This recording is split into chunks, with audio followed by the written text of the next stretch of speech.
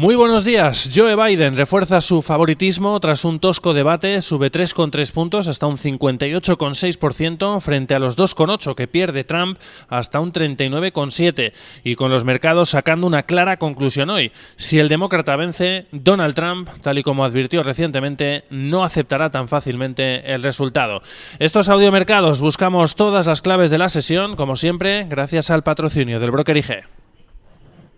Si mantienes la cabeza en su sitio, cuando a tu alrededor todos la pierden, si crees en ti mismo cuando otros dudan, el mundo del trading es tuyo. Trading 24 horas, un sinfín de oportunidades. Cuando ves la oportunidad, IG. Todas las operaciones conllevan riesgo. 76% de las cuentas de inversores minoristas pierden dinero en la negociación de CFD con este proveedor. Debe considerar si comprende el funcionamiento de los PFD y si puede permitirse asumir un riesgo elevado de perder su dinero. Con unos futuros que vienen con caídas, tratando los inversores de asimilar la que se prevé como una caótica y dura campaña electoral hacia los comicios del próximo 3 de noviembre en Estados Unidos, después del que ha sido un acalorado primer cara a cara entre los dos candidatos Joe Biden y Donald Trump. 90 minutos en los que ambos rivales han intercambiado acusaciones y ataques personales que han reflejado el gran momento de división que vive el país, entre otras cosas en medio de una pandemia sin precedentes que ha dejado a Estados Unidos como el país del mundo con la mayor cifra de muertes por coronavirus, un tema que hubiese sido fácil explotar por parte del candidato demócrata, pero Donald Trump consiguió llevarle finalmente al barro con constantes interrupciones y cruces de acusaciones mutuas. Biden a Trump de no pagar impuestos, a lo que el presidente respondió asegurando que paga millones al fisco, aunque se negó a entregar sus declaraciones, y Trump a Biden de estar en deuda con los socialistas y el ala más izquierdista de su partido. Al final los mercados se quedan con la sensación de ausencia de propuestas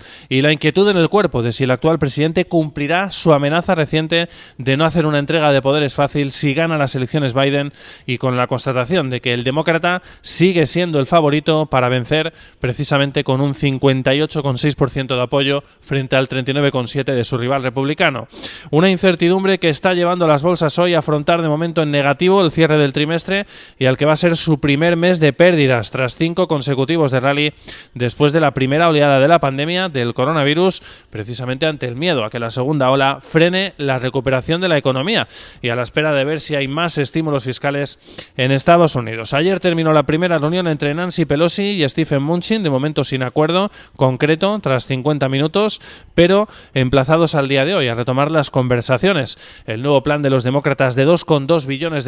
ha despertado optimismo ante las opciones de que haya nuevas ayudas que veremos si el tosco debate no se lleva por delante. Hoy además vuelven a escena las tensiones comerciales, aunque en este caso no con China, sino con la Unión Europea, después de que la Organización Mundial del Comercio haya respaldado que Bruselas imponga tarifas sobre la importación de bienes norteamericanos por $4.000 millones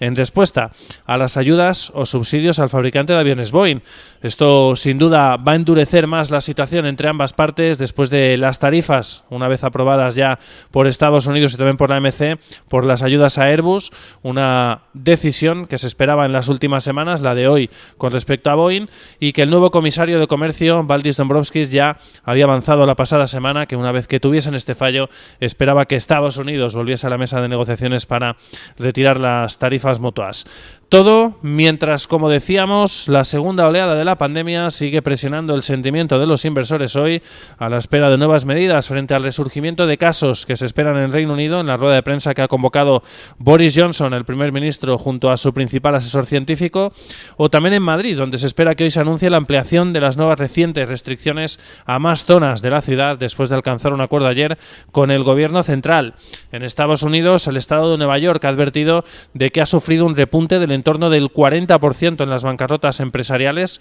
mientras Walt Disney se convierte en la siguiente gran compañía en anunciar despidos masivos para contrarrestar el impacto duro de la pandemia. En concreto va a recortar hasta 28.000 puestos de trabajo en sus resorts en Estados Unidos, en uno de los ajustes de plantilla sin duda más profundos desde que estalló la crisis. En el lado positivo,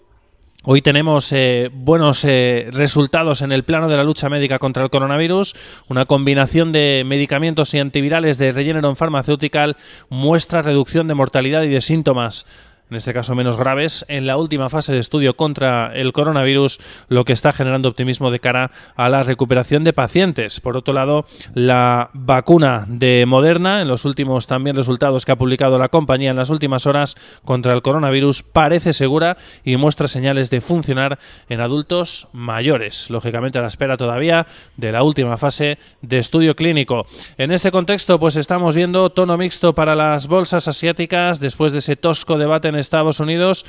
Hemos visto un cierre en negativo en Tokio, el Nikkei se deja un 1,58%, un 1,6% ha caído el Topix Index. En China hemos visto ganancias gracias a un PMI del sector manufacturero que ha mostrado nuevo repunte para las fábricas de la segunda mayor economía global, pero se han desinflado los índices o se están desinflando en el tramo final de la sesión. El Shanghai Composite se deja medio punto porcentual hasta ahora, el CSI 300 un 0,4%, duras caídas al cierre para la bolsa de Australia del 1,94% y en positivo vemos al Hansen de Hong Kong que sube un 0,67% y al Kospi surcoreano que se anota un 0,78%. En el mercado de divisas, el dólar index después del debate de momento se mantiene en positivo, suma una décima en las 94 unidades, dólar yen en modo aversión al riesgo o risk off 0,18% abajo en 105,47. Caídas que estamos viendo cada vez más intensas para los futuros europeos, ya de entre 8 décimas y un punto porcentual para los principales indicadores después de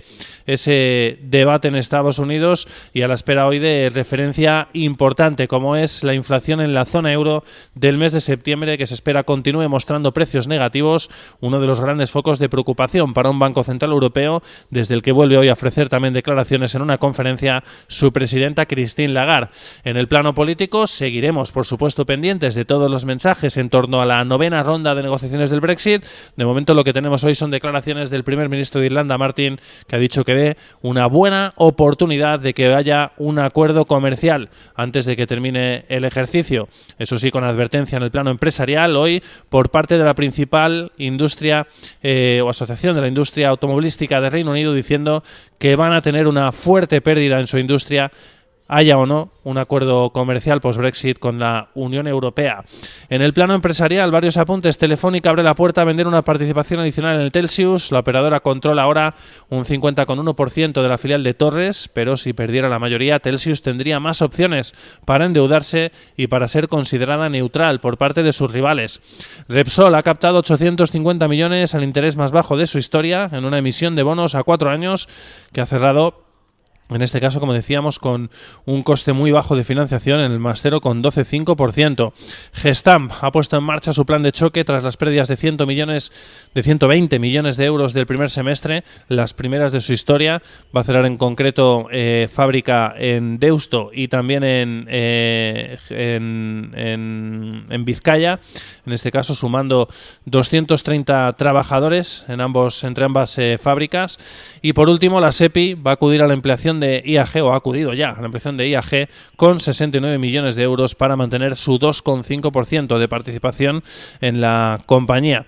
En este caso, tras ampliación del holding aéreo del que forma parte Iberia. Y al otro lado del Atlántico, pues de momento los futuros de Wall Street vienen con caídas cada vez más amplias, ya entre el 1 y el 1,2% para los tres principales indicadores, recogiendo esas inquietudes y mostrando volatilidad después de ese primer debate electoral entre Joe Biden y Donald Trump, que sin duda ha dejado más dudas que certezas y que propuestas por parte de ambos candidatos, y hoy a la espera también de datos clave macroeconómicos que vamos a tener en Estados Unidos. Solicitudes de hipotecas, ADP de empleo en la previa al NFP que tendremos el viernes, PIB del segundo trimestre, lectura final, ventas de viviendas pendientes, PMI de Chicago, inventarios de crudo de la Agencia Internacional de la Energía y declaraciones por parte de la Fed de Bowman y también de Kaspari. Feliz sesión.